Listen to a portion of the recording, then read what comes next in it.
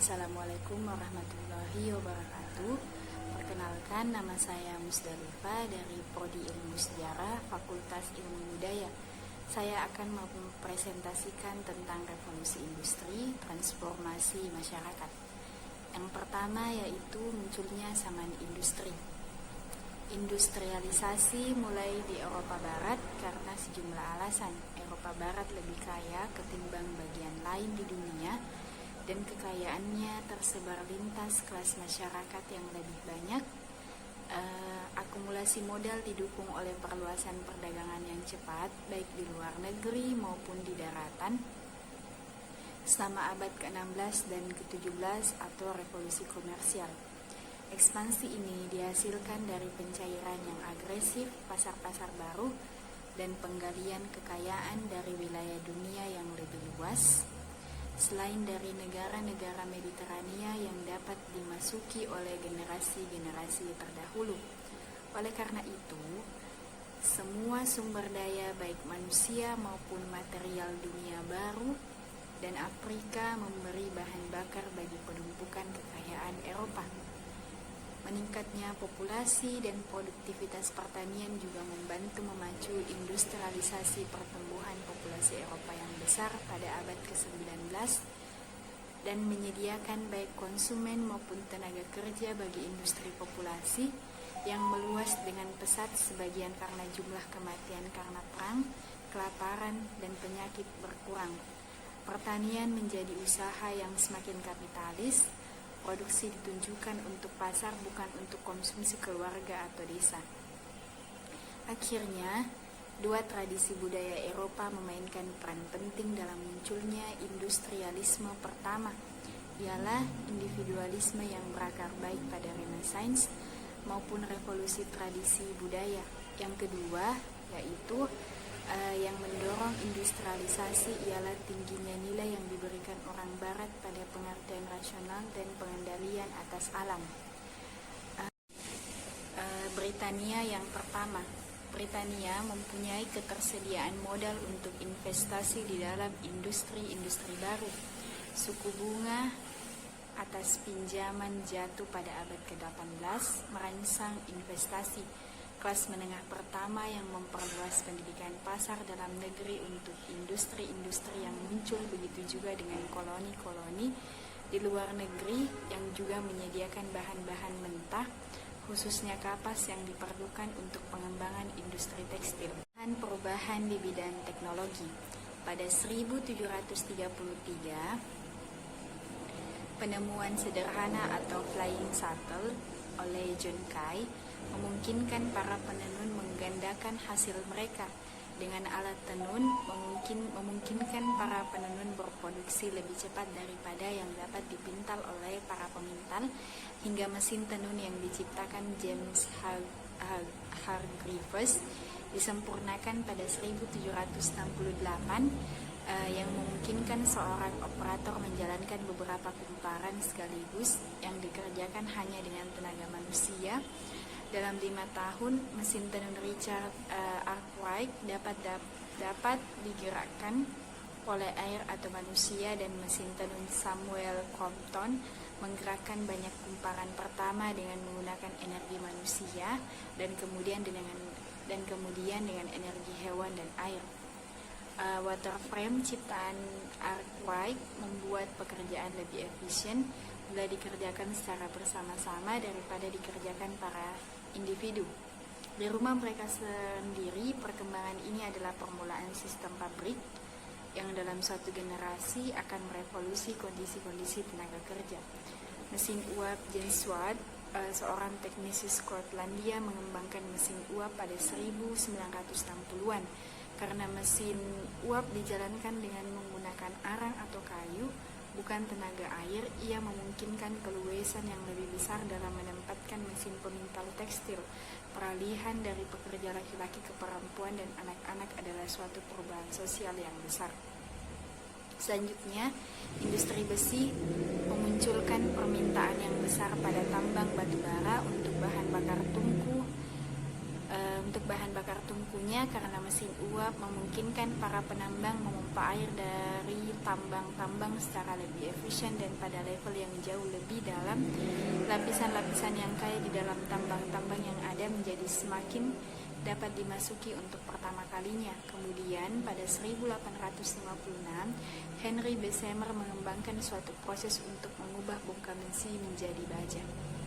Transportasi mesin uap, besi dan baja membawa suatu era baru di bidang pengangkutan, ketika masing-masing mempercepat produksi pabrik. Metode transportasi juga meningkat. Pada 1830, jalur kereta api pertama dibangun di Britania yang menghubungkan Manchester dan Liverpool.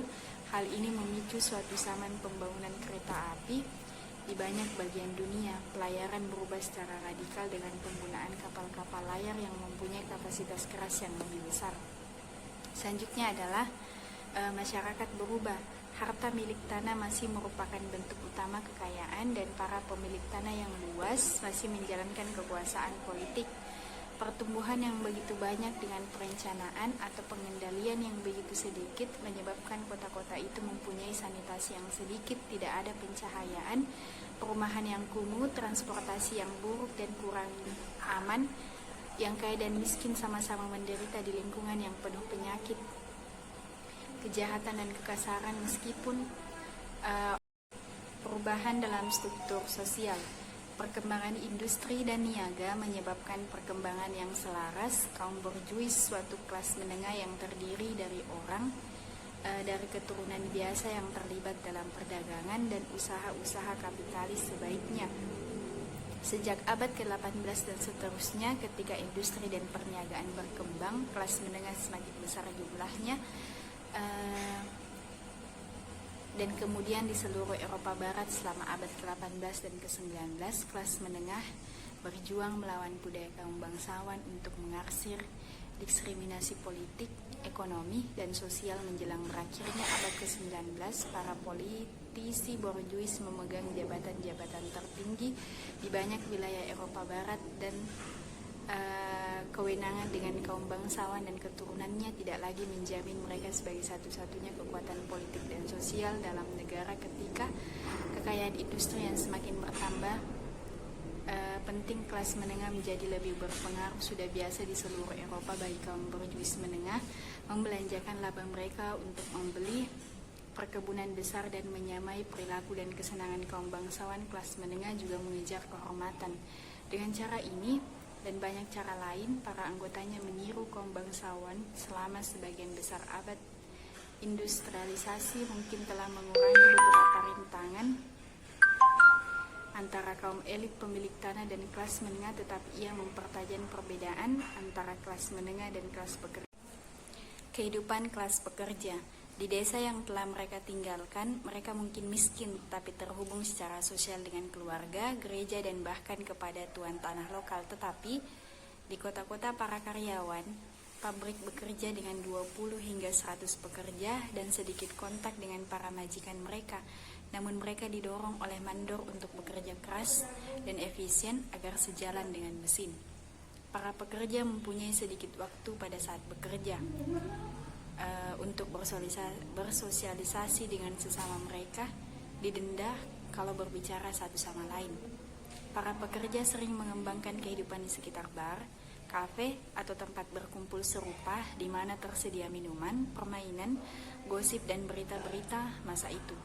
Pada hari Minggu, hari libur mereka, para pekerja minum dan berdansa. Ketidakhadiran pada hari Senin begitu banyak sehingga itu disebut Senin Suci. Dengan cara-cara ini dan cara-cara lain, para pekerja mengembangkan suatu kebudayaan mereka sendiri, kebudayaan yang disalahpahami yang sering disesalkan oleh para pembaharu Islam menengah. Banyak orang-orang susah merasakan bahwa kaum miskin yang begitu tidak beruntung dan membutuhkan pertolongan orang lain semakin banyak jumlahnya, sehingga kondisi mereka patut disesalkan dan benar-benar memburuk di tengah-tengah kekayaan yang bertambah. Munculnya pembaruan di Britania. Para bangsawan pemilik tanah mengendalikan baik Dewan Bangsawan atau Majelis Tinggi, maupun Dewan Rakyat Majelis Rendah disebut Dewan Bangsawan karena menyangkut keanggotaannya, dan disebut Dewan Rakyat karena mereka melindungi atau mensponsori orang-orang yang menguntungkan kepentingan mereka. Kelas atas dan menengah jauh lebih bebas daripada di daratan, dan para saudagar yang paling kaya cenderung membeli tanah, gelar dan suami untuk putri mereka. Akan tetapi parlemen, pengadilan, pemerintahan lokal, gereja Anglikan yang sudah mapan, dan penguasa monarki semuanya adalah bagian dari suatu sistem sosial dan politik yang didominasi kepentingan-kepentingan dan nilai-nilai kaum bangsawan. Selanjutnya, tanggapan terhadap industrialisasi. Liberalisme yang mulai sebagai suatu usaha untuk melindungi hak-hak individu dari otoritas negara yang menindas, sekarang harus berhadapan dengan suatu masalah yang belum diantisipasi, kesukaran yang disebabkan oleh industrialisasi yang pesat dan urbanisasi. Liberalisme mengadopsi teori laissez-faire atau ekonomi pasar bebas dari Adam Smith.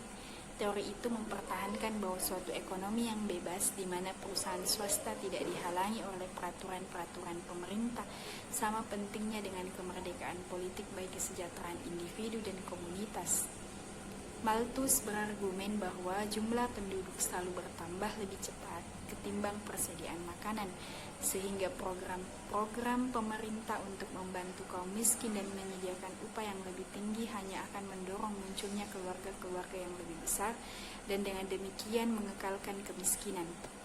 Sosialisme awal mencerminkan semangat pencerahan dan revolusi Prancis. Kaum sosialis seperti kaum liberal mencela status quo karena mengekalkan ketidakadilan dan berpandangan bahwa orang dapat menciptakan suatu dunia yang lebih baik. Seperti kaum liberal juga, mereka menempatkan nilai tertinggi pada suatu analisis rasional atas masyarakat dan pada pengubahan masyarakat sejalan dengan premis-premis yang sahih secara ilmiah yang kebenarannya dapat dipahami manusia rasional.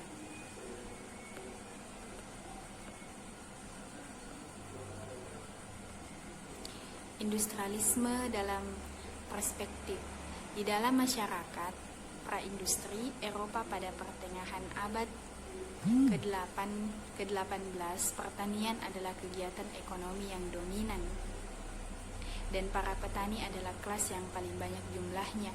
Kelas yang paling kaya dan yang paling kuat adalah kaum bangsawan yang kekayaannya berasal dari tanah. Para bangsawan mendominasi daerah pedalaman dan menikmati hak-hak istimewa yang dilindungi oleh adat dan hukum. Di dalam masyarakat yang dibentuk oleh industrialisasi dan urbanisasi, kekuasaan dan nilai-nilai kaum bangsawan merosot. Pada saat yang sama, kaum borjuis meningkat di bidang jumlah kekayaan, arti penting dan kekuasaannya. Revolusi industri memungkinkan standar kehidupan manusia tertinggi di dalam sejarah manusia dan menciptakan peluang baru untuk kemajuan sosial, partisipasi politik dan pendidikan dan perkembangan budaya. Sekian dari saya. Wassalamualaikum warahmatullahi wabarakatuh.